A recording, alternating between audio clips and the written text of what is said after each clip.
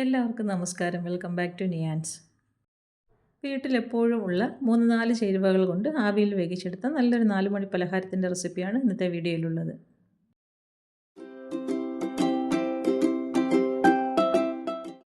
ഇത് തയ്യാറാക്കുന്നതിന് വേണ്ടി 1 കപ്പ് ഗോതമ്പ് പൊടിയാണ് എടുത്തിട്ടുള്ളത്. അത് ഇതേപോലെ അരിപ്പയിലേക്ക് ഇട്ട് കൊടുത്ത് നന്നായിട്ടൊന്ന് അരിച്ചെടുക്കണം. അപ്പോൾ കട്ടയൊന്നും ഇല്ലാതെ നന്നായിട്ട് കിട്ടാൻ വേണ്ടിയാണ് ഇങ്ങനെ അരിച്ചെടുക്കേണ്ടത്. ഈ ഒരു രീതിയിൽ നന്നായിട്ട് അരിച്ചെടുത്ത് മാറ്റി വയ്ക്കാം. ഇനി മധുരത്തിന് ആവശ്യമായ 1/2 കപ്പ് പഞ്ചസാര മിക്സിയുടെ ജാറിലേക്ക് ഇട്ട് കൊടുക്കാം. അതിലേക്ക് 2 ഏലക്കായും കൂടി ഇട്ട് കൊടുത്ത് ഒന്ന് പൊടിച്ചെടുക്കാം. ഈ ഒരു രീതിയിൽ നന്നായിട്ടൊന്ന് പൊടിച്ചെടുത്തതിന് ശേഷം നമ്മൾ നേരത്തെ അരിച്ച് മാറ്റി വെച്ചിരിക്കുന്ന ഗോതമ്പ് പൊടിയിലേക്ക് പഞ്ചസാരയും കൂടി ചേർത്ത് കൊടുക്കാം. പൊടിച്ച പഞ്ചസാര അതിലേക്ക് ചേർത്ത് കൊടുത്തതിന് ശേഷം ഇനി ആ മിക്സിയുടെ ജാറിലേക്ക് തന്നെ കുറച്ച് തേങ്ങാക്കൊത്തും കൂടി ഒന്ന് പൊടിച്ചെടുക്കണം. ഏകദേശം ഒരു 1/2 കപ്പോളം തേങ്ങാക്കൊത്തുണ്ട്. അത് ജാറിലേക്ക് ഇട്ട് കൊടുത്തൊന്ന് പൊടിച്ചെടുക്കാം. ഈ ഒരു രീതിയിൽ പൊടിച്ചതിന് ശേഷം അതും ഇനി ആ ഗോതമ്പ് പൊടിയിലേക്ക് ചേർത്ത് കൊടുക്കാം. ഇനി എല്ലാം കൂടി നന്നായിട്ട് ഇതിനെ ഒന്ന് മിക്സ് ചെയ്തെടുക്കാം. അപ്പോൾ ഈ ഗോതമ്പ് പൊടിയും പഞ്ചസാരയും തേങ്ങയും എല്ലാം കൂടി നന്നായി മിക്സ് ആകത്തക്ക രീതിയിലൊന്ന് ഇളക്കി കൊടുക്കാം. ഇത് ഇളക്കി കൊടുത്തതിന് ശേഷം മാറ്റി വയ്ക്കാം. ഇനി നമുക്ക് ഒരു നേന്ത്രപ്പഴമാണ് വേണ്ടത്. നന്നായിട്ട് പഴുത്തൊരു നേന്ത്രപ്പഴം. അത് തൊലി കളഞ്ഞൊന്ന് കട്ട് ചെയ്ത് വയ്ക്കാം. ഇനി ഇതിലേക്ക് വേണ്ടത് 1/2 കപ്പ് പാലാണ്. പാല് മിക്സിയുടെ ജാറിലേക്ക് ഒഴിച്ചു കൊടുക്കാം. പിന്നീട് നേരത്തെ എടുത്ത് വെച്ചിരുന്ന നേന്ത്രപ്പഴം കട്ട് ചെയ്തതും കൂടി അതിലേക്ക് ഇട്ട് കൊടുത്ത് നന്നായിട്ടൊന്ന് അരച്ചെടുക്കാം. ഈ ഒരു രീതിയിൽ നന്നായി അരച്ചെടുത്തതിന് ശേഷം എടുത്ത് വെച്ചിരിക്കുന്ന ഗോതമ്പ് പൊടിയിലേക്ക് ഒഴിച്ചു കൊടുക്കാം. ഇനി നന്നായിട്ട് ഇതിനെ ഒന്ന് മിക്സ് ചെയ്ത് കൊടുക്കണം. ഇതിലേക്ക് ഇനി നമ്മൾ വെള്ളം ചേർത്ത് കൊടുക്കേണ്ടി വരും. ഇപ്പോൾ നല്ല തിക്കായിട്ടാണ് ഇത് മിക്സ് ചെയ്തെടുക്കുമ്പോൾ ഇരിക്കുന്നത്. അപ്പോൾ ഇനി നമുക്ക് ആ മിക്സിയുടെ ജാറിലേക്ക് തന്നെ കുറച്ച് വെള്ളം ഒഴിച്ച് ഇതിലേക്ക് ഒഴിച്ചു കൊടുക്കാം. ആവശ്യത്തിന് കുറേശ്ശെ ഒഴിച്ചു കൊടുത്ത് നല്ലൊരു തിക്ക് ബാറ്ററായിട്ടാണ് വേണ്ടത്. ഈ ഒരു രീതിയിൽ കുറേശ്ശെയായിട്ട് വെള്ളം ഒഴിച്ചു കൊടുത്തൊന്ന് മിക്സ് ചെയ്തെടുക്കാം. ഇത് കണ്ടില്ലേ, ഈ ഒരു കൺസിസ്റ്റൻസിയാണ് വേണ്ടത്. അപ്പോൾ ഈ ഒരു രീതിയിൽ ഈ ബാറ്റർ തയ്യാറാക്കിയെടുക്കാം. ഇനി ഇത് സെറ്റ് ചെയ്യാനുള്ള പാത്രത്തിലേക്ക് ആക്കി കൊടുക്കണം. അപ്പോൾ ഞാൻ ഇതേപോലെ കേക്ക് ടിന്നാണ് എടുത്തിരിക്കുന്നത്. അതിലേക്ക് ഓയിലൊന്ന് ബ്രഷ് ചെയ്ത് കൊടുക്കാം.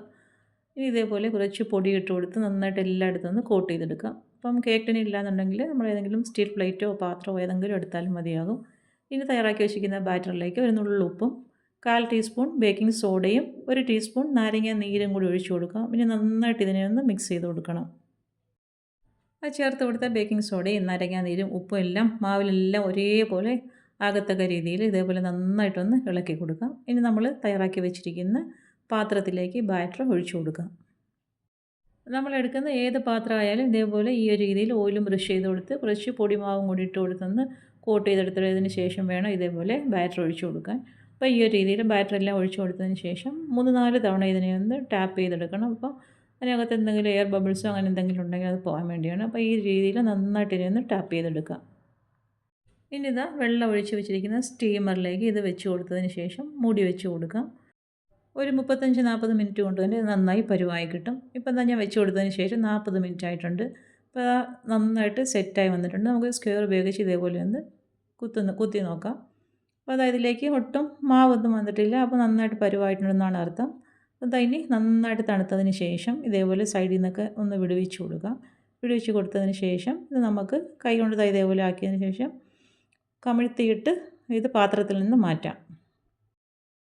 ഇത് കണ്ടില്ല എത്രത്തോളം സെറ്റായി വന്നിട്ടുണ്ടെന്ന്. അപ്പം സൂപ്പർ സോഫ്റ്റ് ആയിട്ടുള്ളൊരു ഐറ്റമാണ്. അപ്പോൾ ഈ ഒരു രീതിയിലൊന്ന് ട്രൈ ചെയ്ത് നോക്കൂ. വീട്ടിലെപ്പോഴും ഉള്ള ചേരുവകൾ കൊണ്ട് വളരെ ഈസിയായി തന്നെ നമുക്ക് ഈ ഒരു ഐറ്റം തയ്യാറാക്കിയെടുക്കാം. ഇതിനെ ഒന്ന് കട്ട് ചെയ്തെടുക്കാം. കട്ട് ചെയ്യുമ്പോൾ അറിയാമല്ലോ എത്രത്തോളം സോഫ്റ്റ് ആണെന്നുള്ളത്. ഇത് കട്ട് ചെയ്യുമ്പോൾ തന്നെ അറിയാമല്ലോ നല്ല സോഫ്റ്റ് ആയിട്ടാണ് ഇരിക്കുന്നത്. അതേപോലെ നല്ല ടേസ്റ്റിയുമാണ്. അപ്പോൾ ഈ ഒരു രീതിയിൽ ഈ ഒരു 4 മണി പലഹാരം ഒന്ന് ട്രൈ ചെയ്ത് നോക്കൂ. നല്ല സൂപ്പർ ടേസ്റ്റുള്ളൊരു ഐറ്റമാണ്. കുട്ടികൾക്കൊക്കെ തീർച്ചയായിട്ടും ഇഷ്ടപ്പെടും. അപ്പോൾ ഈ ഒരു രീതിയിൽ എല്ലാവരും തയ്യാറാക്കി നോക്കൂ. അപ്പോൾ ഇന്നത്തെ വീഡിയോ ഇത്രയേ ഉള്ളൂ. ഇഷ്ടമായി ലൈക്ക് ചെയ്ത് സബ്സ്ക്രൈബ് ചെയ്ത് സപ്പോർട്ട് ചെയ്തേക്കൂ. വീണ്ടും അടുത്ത വീഡിയോയിൽ കാണുന്നത് വരെ bye from Niyans. Thanks for watching.